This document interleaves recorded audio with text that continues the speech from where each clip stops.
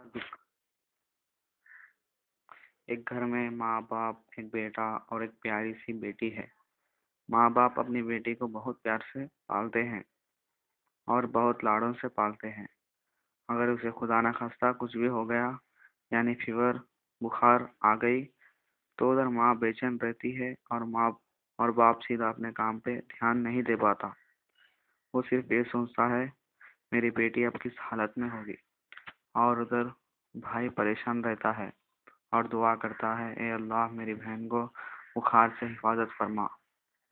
पूरा दिन दुआ करता रहता है। और उधर बाप अपना सारा काम पूरा निपटा के और घर आते वक्त कुछ खाने की चीज ले आता है अपनी बेटी के लिए। जब वो घर आता है तो मालूम होता है उसकी बुखार और भी बढ़ गई, यानी फीवर हाई हो गई। तो अब माँ बाप बेचैन हो जाते हैं और जल्दी डॉक्टर के पास ले जाते हैं।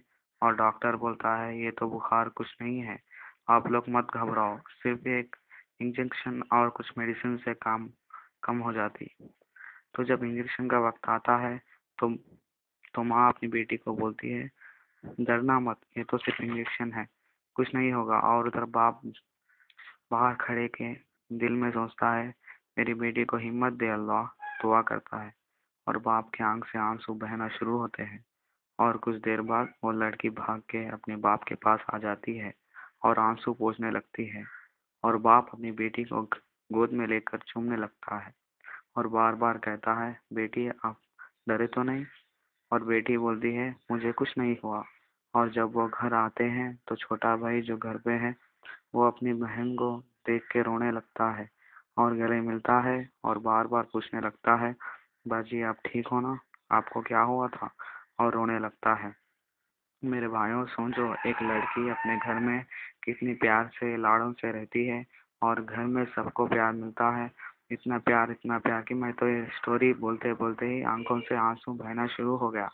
और वो लड़की बड़े होने लगी और जैसे ही उस लड़की की शादी की उम्र आ गई, अब उसे रिश्ते आने लगे। और कुछ दिन बाद उन लोगों को रिश्ते पसंद आ गया। अब शादी की तैयारी शुरू हो गई। उधर विदाई का वक्त भी आ गया।